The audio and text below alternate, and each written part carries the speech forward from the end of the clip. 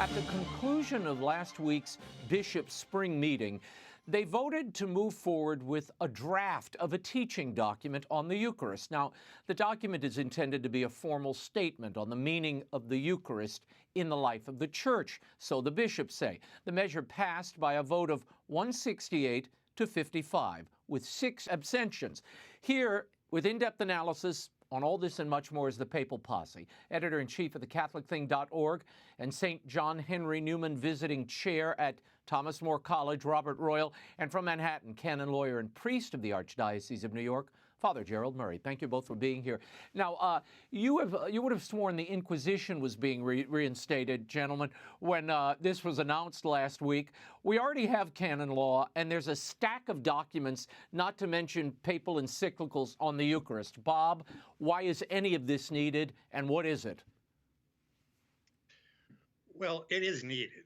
And you're right that there's going to be more than what we have here that's needed. But as Bishop Liam Carey of Baker, Oregon said, this is an unprecedented situation because we've got a president of the United States who isn't just sort of passively tolerating many of the things that are threats to the church.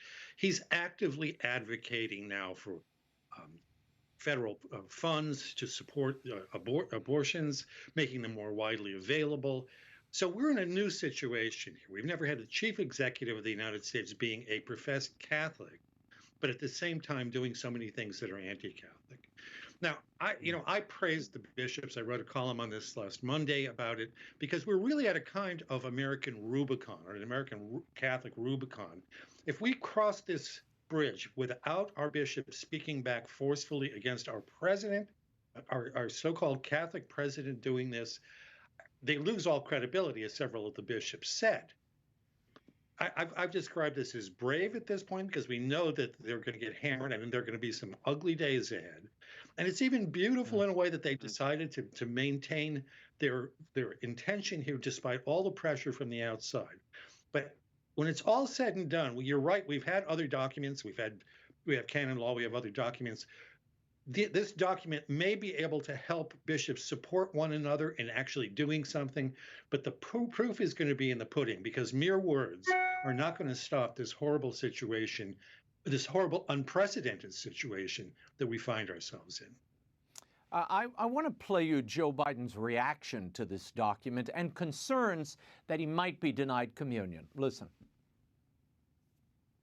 The Catholic bishops are moving on this resolution that would prevent you and others who've supported abortion from receiving communion.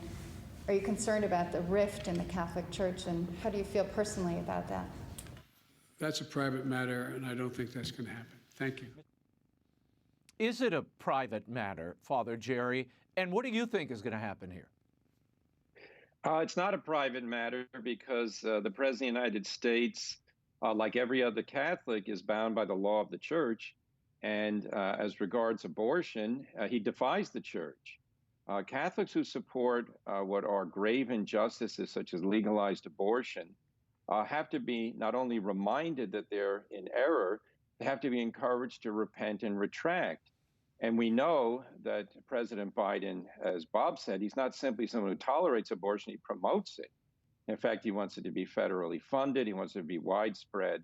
So what we're dealing here is a major crisis in which the authority of the Church is called upon to enforce canon law. Canon 915 says that those who are persistent, obstinately, and manifest public grave sin, they are not to be given the sacraments, and that's precisely what's at stake here. Everybody knows it.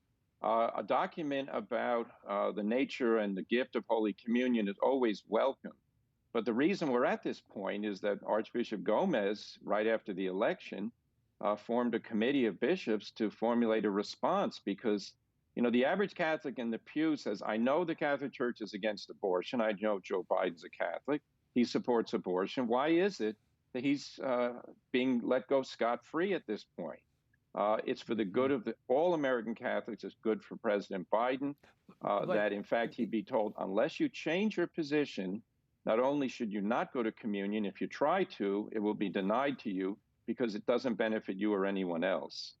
But Father Jerry, contrary to the clamor, and we're going to get into more of it, that this is generating among politicians and the media, the truth is, if you read what the Bishops' Committee on Doctrine is saying, all they're going to do is write a document reflecting on the beauty of the Eucharist and its place in the Church. They're not going to be calling anybody to repentance or saying, you, President Biden, or you, Speaker Pelosi, or you, Governor Schwarzenegger, need to stop what you're doing in public, repent, if you want to come to communion. They're not saying that.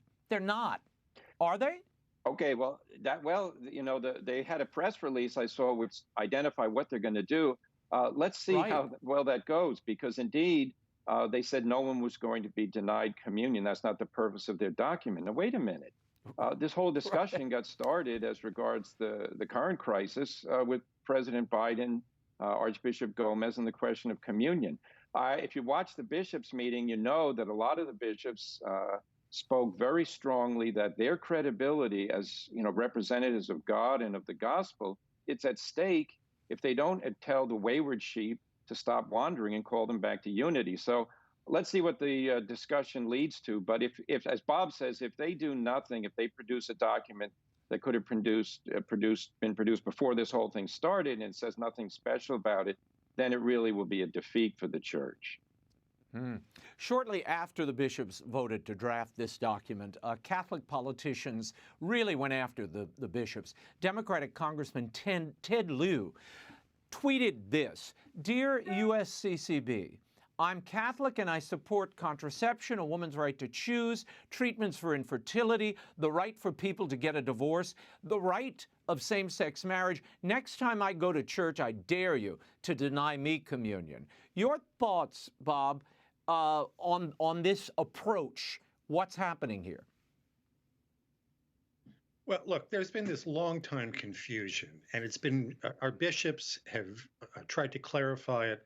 Cardinal Ratzinger tried to clarify this way back in 2004, and it was none other than Cardinal McCarrick who misrepresented his letter to our bishops when John Kerry, another Catholic, was running for president.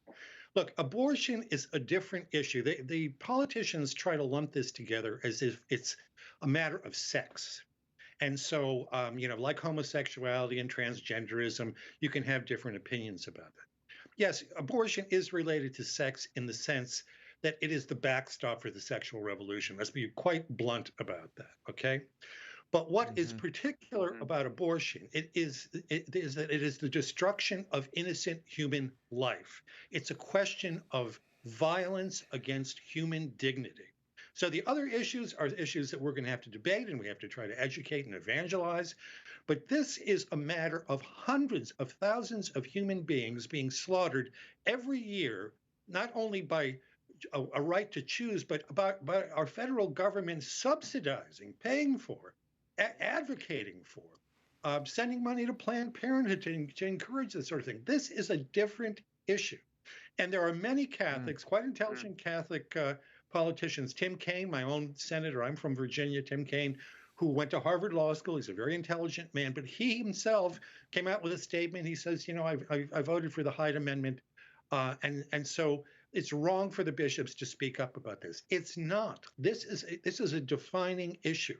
And those other issues, by the way, even though they aren't defining in the same sense as abortion, are coming to be more and more, not only here, but in Italy and the EU. Just today, the Parliament has voted to recommend that abortion is a medical right, and that conscience clauses, people resisting out of conscience reasons, are engaged in denying medical service. That part of the anti-Christian, anti-human culture that exists is becoming more and more threatening. It is seeking to discredit the church and to actually limit its activities. But I still want to say abortion is something different, and we must constantly go on and hammer at this. I want to say specifically, I want to say this on the record on the air tonight. I think Archbishop Cordileone has been, his name means Lionheart. I think he has been a Lionheart on this. But he's got Nancy Pelosi in his district. And if after all the strong words, and I don't mean to beat up on him because I admire him greatly, I think he's been very courageous. San Francisco is a crazy place. But if he doesn't do something, about a figure like Nancy Pelosi, who basically has the same views as Joe Biden and wants to advance the same problems, then I don't know how seriously we can take those wonderful and even beautiful words. Father Jerry, nearly 60 Catholic House Democrats issued what they called a statement of principles. It was aimed at the bishops' conference and asked them to cease the weaponization of Holy Communion. They wrote, and this was led by Congressman Rosa DeLauro. She wrote a similar statement of principles years ago. We believe the separation of church and state allows for our faith to inform our public duties and best serve our constituents. The sacrament of Holy Communion is central to the life of practicing Catholics, and the weaponization of the Eucharist to democratic lawmakers for their support of a woman's safe and legal access to abortion is contradictory. Father Jerry, first your reaction to this, and then I'd like you to react to what Bob just said. If the bishops individually don't do something, and they're the only ones who can do it, not the whole lot of them or the conference of them, what good is any of this? Well, first to the Democrat, Rosa DeLauro and her Democrat colleagues' letter. The letter is self-contradictory, and it reveals precisely that they don't really want to submit to the Catholic Church the way Catholics do. They want to pick and choose. We call that cafeteria Catholicism, because they say we are in favor of church teaching. We believe church teaching on human dignity, but they aren't, because they think children who are not born should be legally killed at the request of the parents. It's very, very disturbing that a group of Catholic congressmen would be so ignorant about the nature of the faith and then try to influence others by saying that they, in fact, know what Catholicism is and the bishops are wrong. Now, as regards the denial of Holy Communion, meaning the enforcement of Canon 915, it is up to each individual diocesan bishop. And as we've said on air before, it's most regrettable that in the Archdiocese of Washington, the Archbishop, Cardinal Wilton Gregory, has said that he will continue to have communion given to the President of the United States. I don't know how that could be. That is a mistaken understanding of what Canon 915 says. You cannot promote the mission of the Church and then treat the sacraments as something that can be given to people who repudiate in a most public way the nature of Catholic belief. And Bob is right. Abortion is something that has to be treated differently than other questions that arise. Bishop Cordileone is a good man. I think he's doing a great job leading his diocese and leading the fight on many things. But when the discussion comes to a conclusion, if Nancy Pelosi is still being given communion in that diocese without changing her tune, then we really have not accomplished much. So, yeah, Raymond, this really is a point where the Catholic Church has to catch up for years of neglecting enforcing Canon 915. Archbishop Cardinal Burke did in St. Louis when he was the Archbishop there, and he was not taken up by his fellow bishops. So it can be done, and it should be done. Well, it was done here in New Orleans, Archbishop Rummel, because there were people blocking the ending of segregation in the schools here. Oh, yes. So he excommunicated a number of people, not only denied them communion, publicly excommunicated them. And he did that so that people would realize the grave sin of racism at play in the lives of these children. Now we're dealing with the actual lives of children. Surely this rises to a higher level on the moral scale. But the question that comes forward, Father Jerry, wait a minute, you're going to call out Democratic congresspeople for support of abortion rights, but you let Republicans who support the death penalty off the hook. You would say what quickly?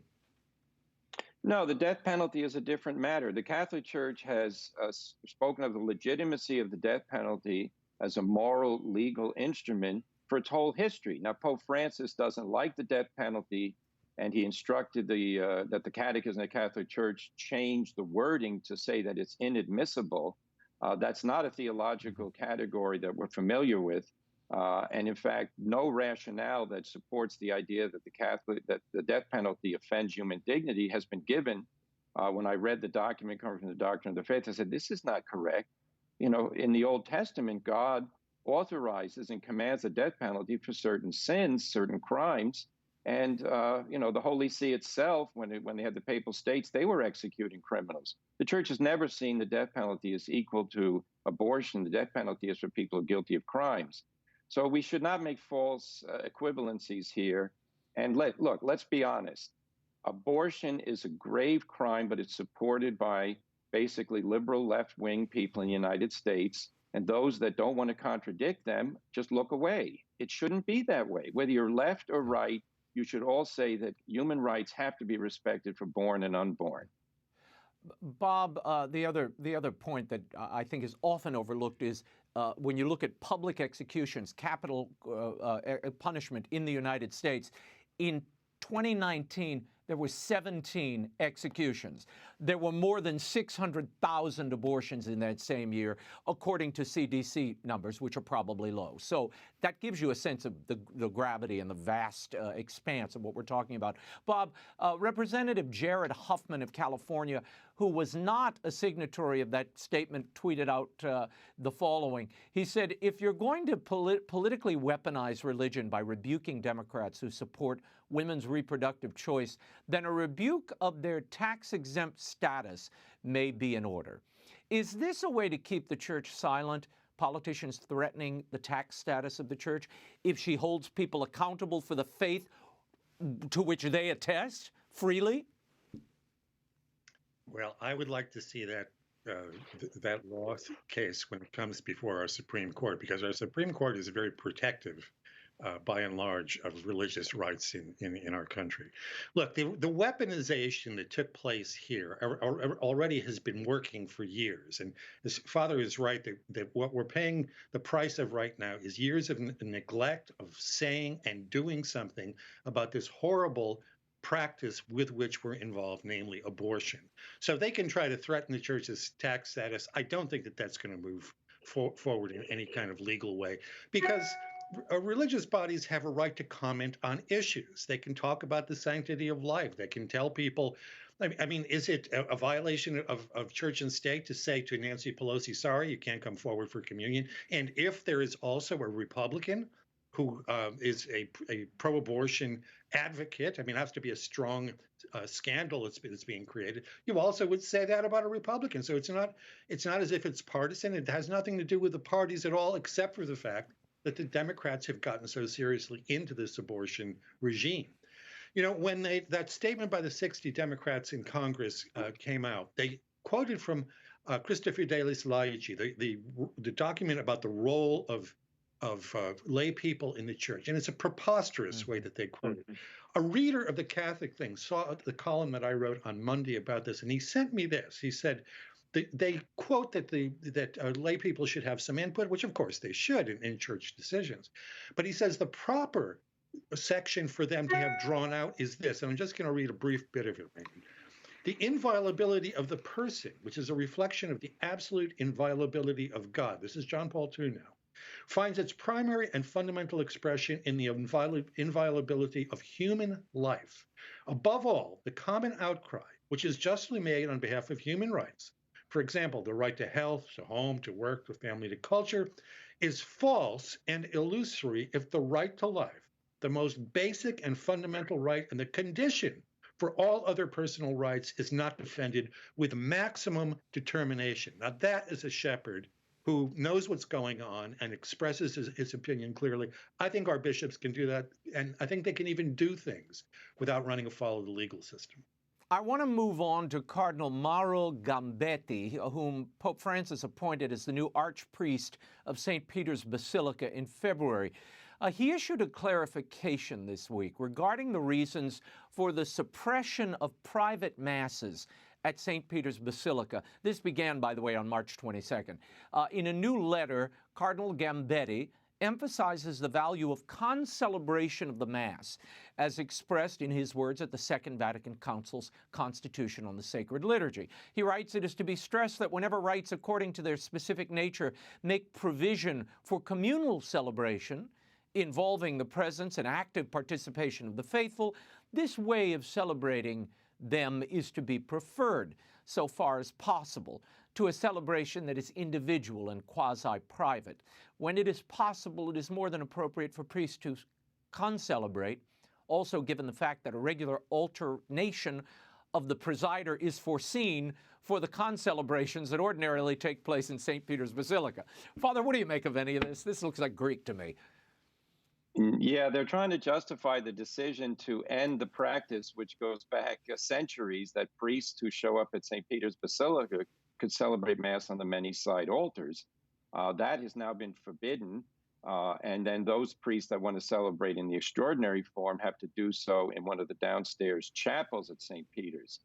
The alternative is that priests and any faithful with them have to go to one of the concelebrated Masses in the Italian language. The problem is many of those pilgrims don't speak Italian, many of the priests don't, and they came to Rome with groups, or they have faithful already in Rome who want to go to a Mass in their own language. Unfortunately, this has been a big mess, in my opinion. St. Peter's Basilica is huge. You can celebrate Mass at many chapels, not interfering with anybody else. The concelebrated Mass can go on for people who speak Italian, but the effect of this, unfortunately, has been to render St. Peter's in the morning into largely a place where tourists wander around, and then a couple of maybe 3 or 4 Masses are offered in one place, but the side altars are now not being used on a regular basis. So I celebrated many Masses there in St. Peter's. It's very disturbing to think that for reasons that are not convincing, I won't be able to do that. Yeah, it's all, look, at this rate, they may not have too many tourists or takers if they keep all this other stuff up. Gambetti's letter, however, says that, quote, everything possible must be done to fulfill the wishes of the faithful and priests as foreseen by the Motu Proprio Summorum Pontificum. Of course, that was Pope Benedict's 2007 document allowing wider celebration of the old rite, the extraordinary rite. What's going on here, Bob? I mean, there were reports that they were trying to limit the Latin Mass. Now it's saying, well, we'll try to accommodate it whenever we can. Well, I expect to get time off in purgatory for having read that document because it was a word salad. Me too. Even for the Vatican, and the Vatican can put out some incredible documents. It was really quite something.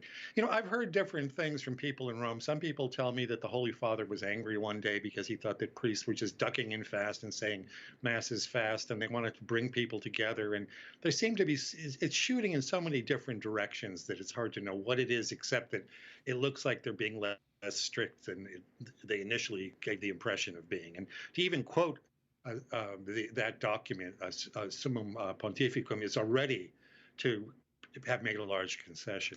I go back, Cardinal Newman, when he was still a Protestant, was in the Milan Cathedral, and he just loved the fact that there was so much going on that was so diverse. And he says, you know, one part is there's a Mass over here and somebody's ringing a bell there and you can't even see what's going on somewhere else. And he says, it's great. People are going about their business, this person doing this, that person doing that, allowing that person to do what he's doing without caring as he's doing his own. He said it's a kind of world to be in a great cathedral. And I think that that's the image that somehow is being lost here in this attempt to bring everybody together. The church is diverse. We keep talking about this and how we want, you know, a lack. We want decentralization. We want, you know, more diversity. And one of the ways we used to have that was all those different Masses. And anyone who's attended a Mass, sort of a pickup Mass, even sometimes in St. Peter's, knows how wonderful that could be, where you mind your own business, somebody else is doing something else. But it's just all glorious. Well, yeah, I don't understand how enforcing this 1970s, you know, kind of kumbaya vision of the faith is in any way diverse or inclusive. I just don't see it. I agree with you. On Monday, Pope Francis appointed 12 new members of the Vatican's highest court, the Supreme Tribunal of the Apostolic Signatura. He included Cardinal Joseph Tobin of Newark, 3 other Americans, and Cardinal Gerhard Müller, the former prefect of the Congregation for the Doctrine of Faith, in that number. Members of the Apostolic Signatura serve as judges who decide mainly appeals of lower court decisions, which touch on everything from marriage to movement or dismissal of clergy, etc.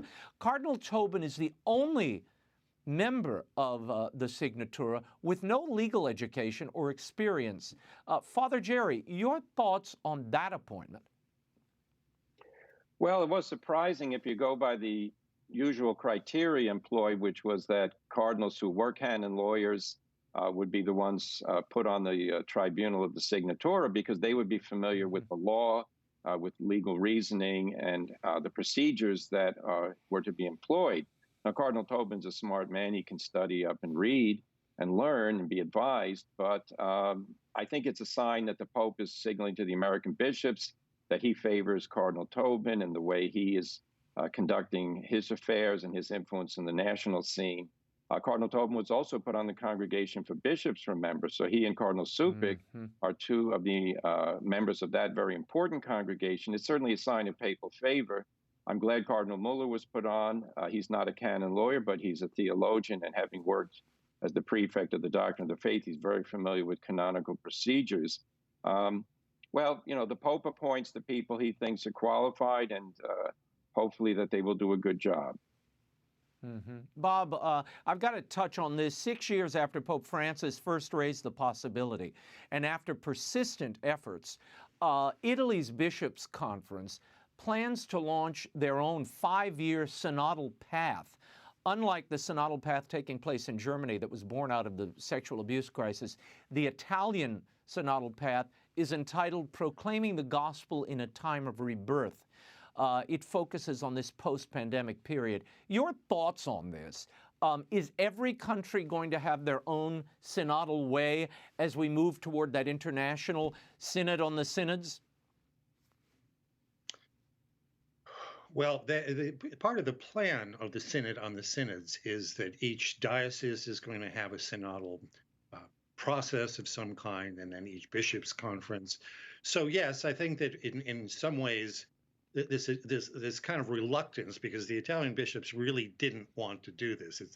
They were dragging their feet on this, and eventually, I guess, the Pope just kind of prevailed on them, so they had to do it. It's interesting, just today, there's news out of the Vatican. I think Edward Penton, our colleague, just reported on this, that the Pope met with Bishop Batzing, who is the head of the German Bishops' Conference, and actually affirmed that he wanted him to continue with what the Germans are doing.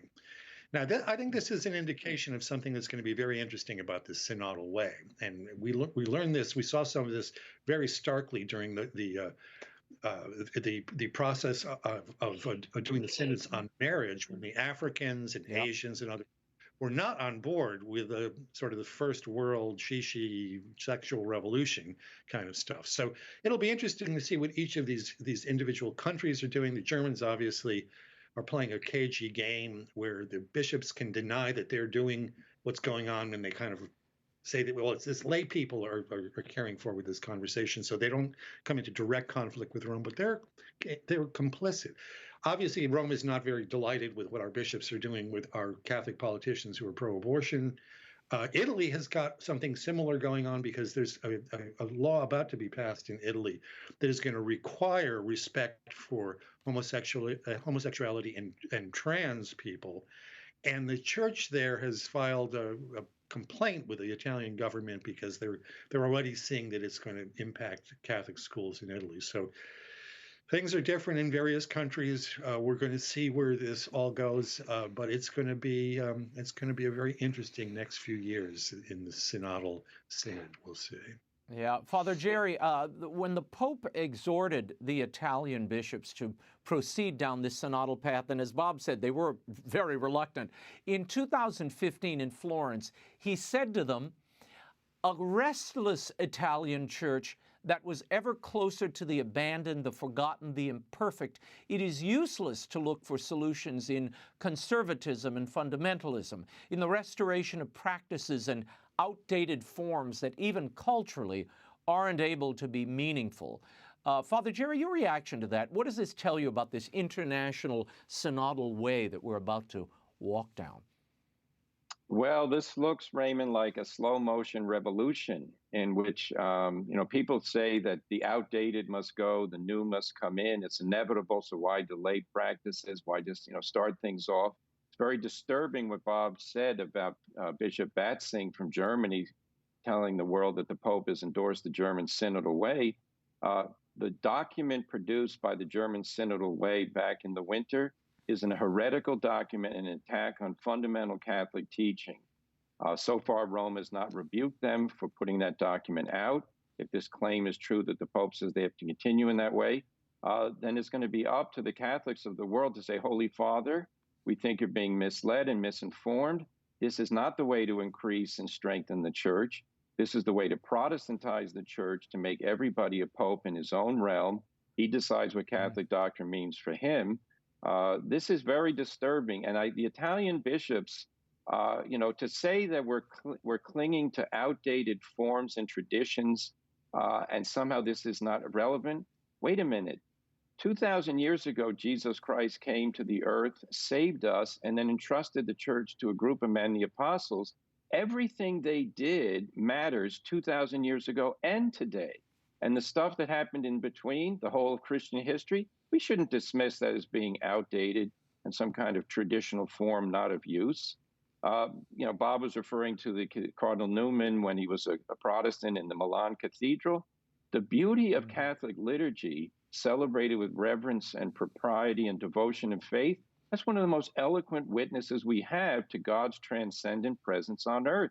It shouldn't be dismissed in the name of novelties and things don't work anymore unless we have something new. Why is it that we need so many meetings these days when we have so few people going to church? I would say less meetings and let's have more preaching. Let's have more missions. Let's have more out in the street, bringing the people into Mass. We're in an era of too much thinking about ourselves and less about what the gospel really demands. We'll leave it there. Gents, thank you for the commentary. You can always follow Robert Royal and Father Gerald Murray at thecatholicthing.org. Thank you both.